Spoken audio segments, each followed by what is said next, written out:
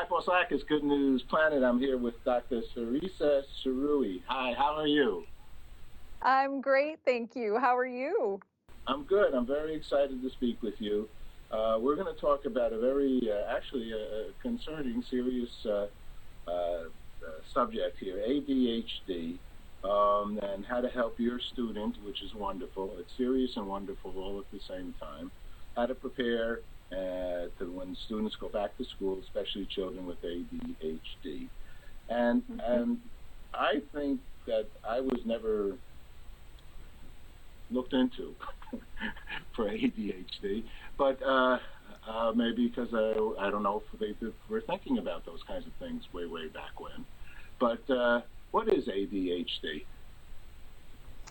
ADHD is Attention Deficit Hyperactivity Disorder, which has 3 core symptoms, and that's inattention, hyperactivity, and impulsivity, along with some associated features, things like emotional reactivity or mood changes, anxiety symptoms can go along with it and even be possibly a coexisting condition with the ADHD. But the core features are the 3 that I mentioned. And so how do you diagnose that?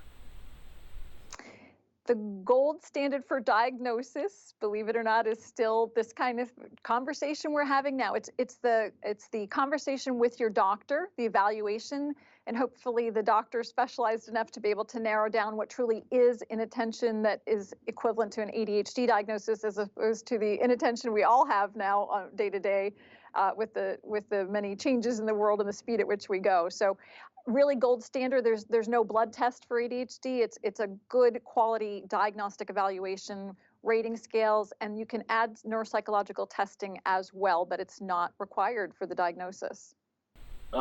Okay. My daughter does this kind of stuff, actually. Wonderful. Yes, for wonderful. She's wonderful. And so, and you have a child, right? I have a daughter. She's 16 and a half years old, and yes, she has ADHD. It's the irony, I was already a specialist in ADHD before she was even born. So life's ironies, right? Well, let me ask you. So you had a more of a a better opportunity to see her formative, her baby, from day one, and what did you see that brought I don't think the word brought it on is the right word. What did you see, if you don't mind? I don't know. Do you speak about those kind of things? How do you, even at 2 years old, is there something you can tell? Well, that's a little young to be diagnosing ADHD. Really, by definition, I think we're all inattentive at age 2, right? But by age 5, 6 years old, we have tests that are truly normative databases to be able to say what's truly within core features of ADHD versus what's, just the normal inattention of that age. So my daughter, it was interesting. It was actually some conversations with the teacher. Very heterogeneous condition. Kids don't always have behavioral problems. They don't always have school problems with ADHD. It really is about inattention, impulse control, self-regulation of attention and behavior. And it was just some comments from the teacher that I thought, geez, it's interesting. Maybe we need to learn a little more. Okay. So we're going to be talking about summertime. I mean, kids are out in camps and they're running around, and this has been the year of years with regard to education. The children that have this? First of all, is it only children? I mean, isn't somebody older potentially this way have this? Yeah.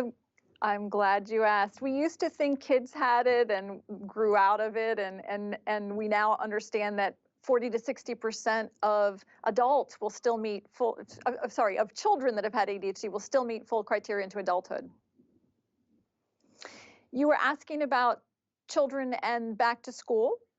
So I would certainly, this has been a year of all years with the pandemic, and I expect the back to school time to also be a bit of a transition. Kids that have ADHD have the additional complexities, being back in a classroom with 30 other children, lots of distractibility, even some social anxiety about being back in school in person. So helping kids through this transition, wonderful time in the summer. The other thing with ADHD, a lot of parents and even doctors will talk about medication vacations in the summer. So perhaps your child has been without treatment, which makes the transition even bumpier going back to school sometimes. I know my daughter and I have these conversations that ADHD doesn't end with the end of the school day, and it certainly doesn't end in the summertime. So there are real risks to discontinuing medications, actually, and think about what it's like on the soccer field or at summer camp, or even as my teenager is now learning to drive behind the wheel of a car. There's side effects and risks to not treating. Uh-huh. Yeah, I would imagine so. So, so how do you deal with that? Is there do you lessen? What are some of the things that people do to deal with this? What kind of medication? Yeah. What have we learned? So we've learned a lot in the 20 years I've been in the field. It's evolved. There are stimulant and non-stimulant medications to treat ADHD, and also certainly non-pharmacologic therapies that I recommend. Mentioned a little bit about stimulants. People are more familiar with those. The non-stimulants, there aren't as many. There is a new agent. I'm here on behalf of Supernus Pharmaceuticals to talk about qelbree as the newest agent. In fact, it's the first in 10 years new treatment we've had in the pharmacologic realm. It's a non-stimulant, non-abusable, non-controlled substance, which is, I think, important for parents to know these do exist. And side effects may be different from stimulants, so you want to watch for things like fatigue or sedation. Certainly talk to your doctor. There are, as I said, many options now compared to when I started in the field 20 years ago. Uh-huh. And this new FDA approved? It is certainly FDA approved, yes. And what does this do? It's a non-stimulant for ADHD. So it is indeed FDA approved based on the core features that we talked about: inattention, hyperactivity, and impulsivity. Ended up as separating in all of those areas, meaning that it's not just a treatment for one area of ADHD and not another, because some kids present more with just the daydreamy, inattentive symptoms, and some kids more with the behavioral hyperactive. Some kids in my office climbing over the chairs and taking apart my things on my desk. It's a lot of fun to work in this field. So very different, heterogeneous. Literally a child, and I don't know if I heard the answer to adults. We had a little technical, couldn't hear for a second. Well, I'm going to ask the adults thing. I mean, adults 50, 60, 70, 40, they have it as well, or they've had it when they were a child, or they never know they had it as a child, or at 72. Do I learn that I have it? Perhaps, because a lot of times the adults come through the door for the first time in their 50s, 60s, and yes, even 70s. Sometimes I get referrals within a family saying, could it be ADHD?